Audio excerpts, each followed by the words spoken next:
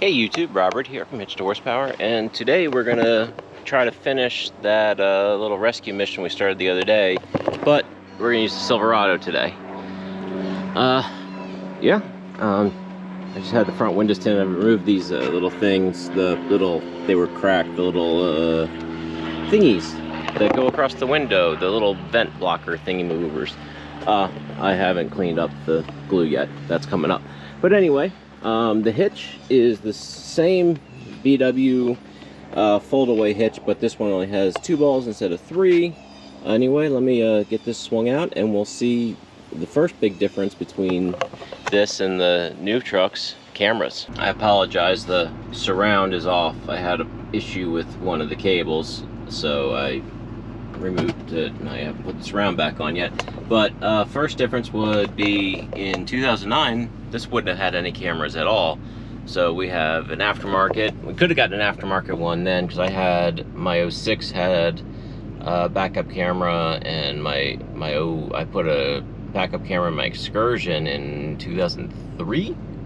But yeah, so we have just a camera mounted right above the license plate. You know, the quality is actually pretty decent. I can hit a button here and get lines that I can manually adjust. You can see the red line would be where it would be if the hitch was folded away.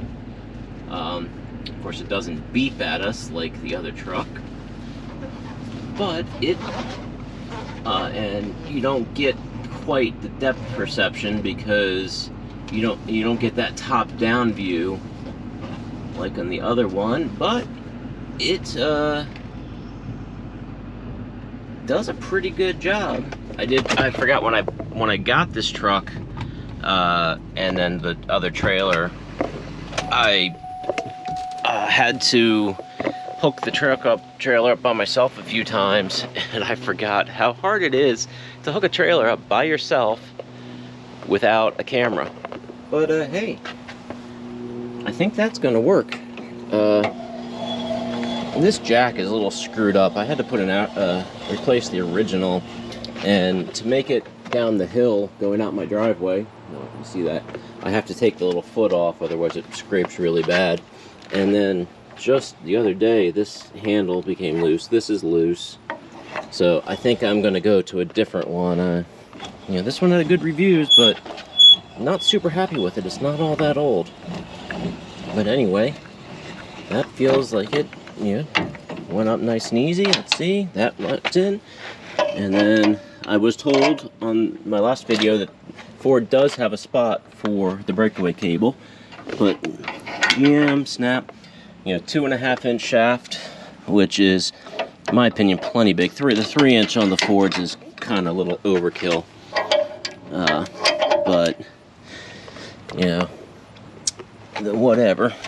And so we just snap these all on here, finish hooking up, and let's go drive it and see how it drives. Here's the same corner as we are. This asshole in the, this lovely person in the Audi in front of me just wound around me as where it was merging over, and then gave me a dirty look when I honked at him. Should have just run him off the road, but anyway, it doesn't pick up like the 450, but it also lets me drive hands off, and the trailer doesn't go anywhere under full acceleration. I don't know, is the 450 just, is this low weight level just not enough to let it, do anything? I don't know. It's just, it's kind of a weird thing. I don't know if it's the tires on this giving more compliance with the road, the steering just not being enough, of,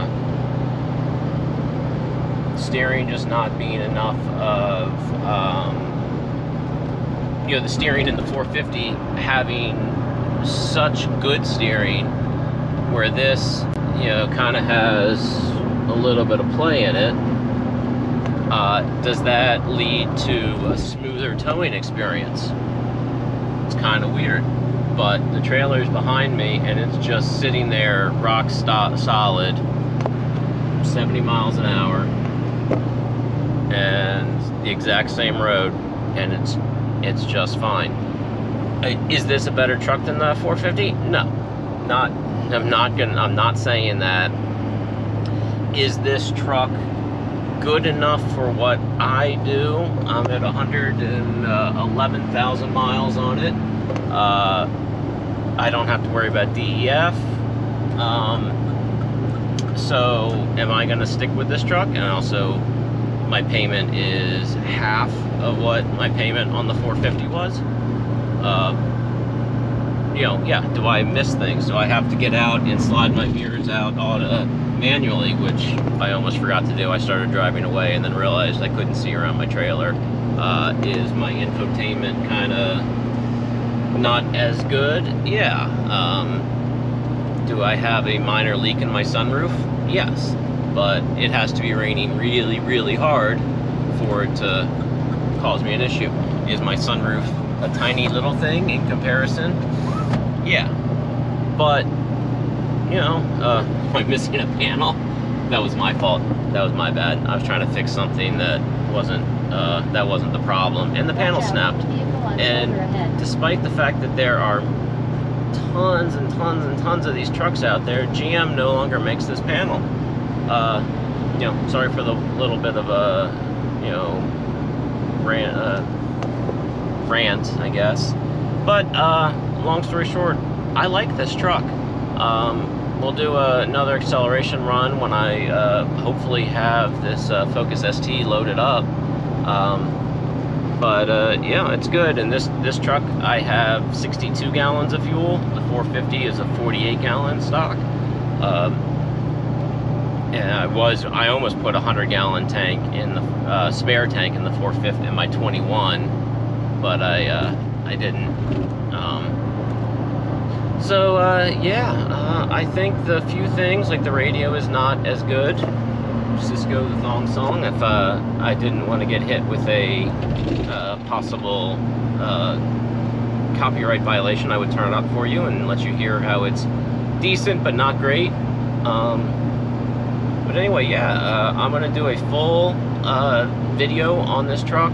One thing that's weird is, you can see it says I'm down to 39% fuel level, and there's the gauge. But I've used 26.2 gallons according to this. I think you can see that. It's always about, and when I fill up, it's about 2 gallons low on that. So I've probably used 28, 29 gallons. So roughly half the tank. But, you know, so the fuel gauge is a little wonky, but, you know, that's aftermarket stuff. You know, you got to deal with things like that. Luckily, it has the fuel use things. One thing that is annoying, and again, I'm sorry I keep rambling, this generation of Silverado versus the previous generation. On the previous generation, I had 2 trip meter mileage things. So I always like resetting one for miles to do the miles per gallon on the tank, and I like to have one that I can reset for if I'm doing a long trip. I want to, you know, just make it easy and see how many miles I've driven. Well, the previous generation had that. On this one, they got rid of it, and they took the radio, which in the GMT, this is the GMT 900, that was the 800, my 06. The radio, when they designed it, they weren't thinking of navigation, because they designed that body stock came out in 2000, I believe. It was up here in an ideal location, because I had added a doubled-in radio when I got it back in 06, and it was up here. The navigation was nice and easy to see. You know, it was just perfect. When they, in the last last year or two of those, they had an optional navigation. They had an optional navigation system in this year, but they moved it down. I believe there are some body styles where the dash is different and it's up higher.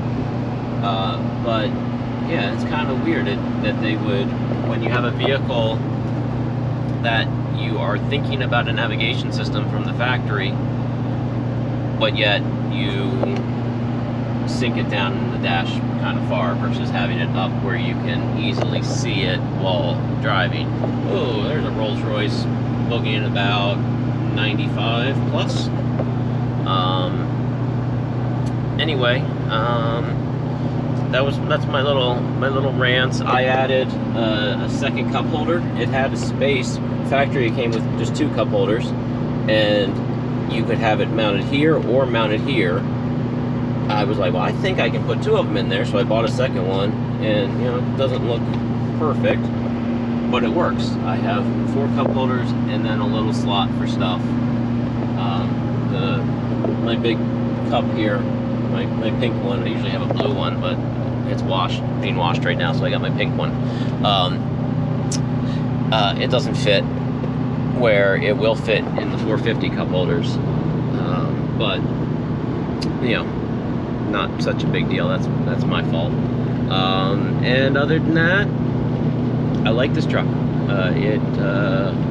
I'll show you in a minute, going over the bumps and versus the bumps in the 450, and then we'll load it up and see how she tows. I will say, despite this truck having quite good visibility out of the mirrors, I miss having blind spot monitoring, and blind spot monitoring for the trailer especially. It's 87 degrees out with 80-some% humidity. I miss cooled seats. When I was looking for this truck, I was trying to find, I either wanted an 06.5 or an early 07 with the LBZ, old buy style, previous buy style, or a 2010, because it was still the LMM pre-DEF, but had cooled seats. In a quarter of a mile, use the left 2 lanes. Unfortunately, fortunately I found this truck because it was an extremely clean, nice truck. But yeah, I miss cooled seats and heated steering wheel and blind spot monitoring. But is that worth going up that much and mainly having to deal with DEF? You know, was having to stop on that trip to Charlotte, North Carolina and back was annoying.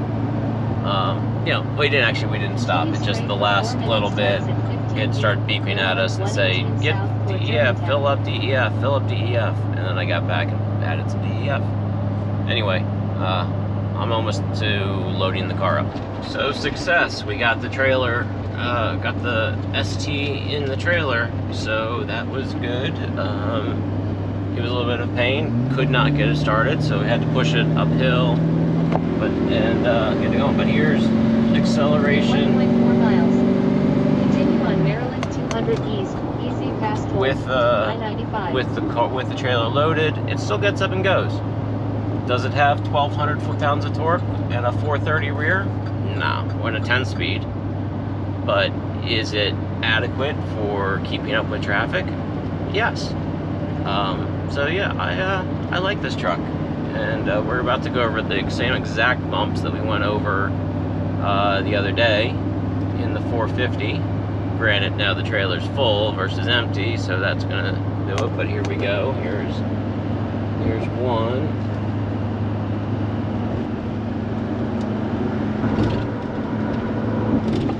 So yeah, it doesn't quite thump, and yes, you feel them.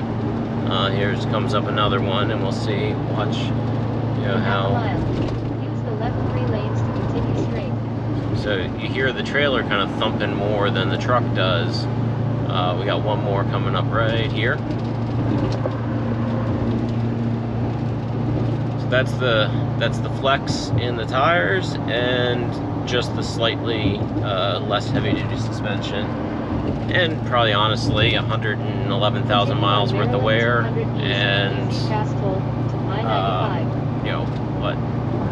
so 14 years of age. But overall, this is a great truck. Does it have the bells and whistles of the new one?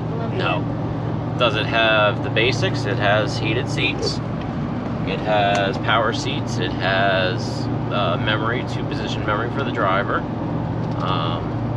The steering wheel took a little getting used to. It's quite thin compared to the newer trucks, but I have cruise control, but not adaptive. I have some steering wheel controls. They're kind of meh. but they work. I can turn the volume up and down, and well, I can turn the volume up and down, and I can pull up the voice activation for the radio. Anyway, I would show you backing up the trailer and stuff, but there's really not much you can see because the camera just shows the hitch. I can actually show you camera view. There it goes. You know, that's what you get backing up, so that really doesn't give you a whole lot as far as backing up. Yes, I could. I can plumb in a second camera, so I could plumb in a camera on the back of the trailer into this truck. But you know, I should do it. My next trailer. I think I'm gonna buy a gooseneck. I think I'm gonna sell my 24-foot Hallmark. That one's gonna get sold pretty soon. I'm gonna order a new one, and then once that one comes in, because I'm gonna order it just the way I want it, and then I will go ahead and sell this one. I think this one has a lot of mileage on it, but it's still a pretty solid, useful, solid trailer. And if you hear some squeaking, it's the strawberries. My friend gave me some strawberries for helping her brother move her brother's car. So anyway, I really appreciate everyone watching and commenting and everything. We're up to over 911 subscribers, I think, the last time I checked. Gonna get my watch hours up, and then I'll actually can call myself a YouTuber. How awesome would that be? Will I be able to stop working other jobs? Definitely not for a while. But hey, who knows? If you actually like these videos, watch some of them, leave them on play. I don't know, do something, get my watch hours up. Anyway, thank you very much for watching, and we'll see you. I'm going to do a full comparison back-to-back on these trucks coming up soon. Talk to you soon. See you soon. Whatever. Or you'll see me soon, hopefully. Thank you. Bye.